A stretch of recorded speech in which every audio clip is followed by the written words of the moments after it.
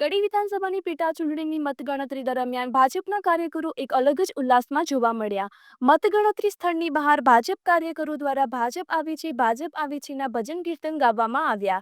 કડી તાલુકાના ભાજપ કાર્યકરો ભક્તિભાવ સાથે જીતની આશા વ્યક્ત કરતા ઉત્સાહભેર ભજનમાં ઝૂમતા નજરે પડ્યા. રાજકીય માહોલને ધાર્મિક રંગ આપતી આ અનોખી રજૂઆત હાલ ચર્ચાનો વિષય બની છે.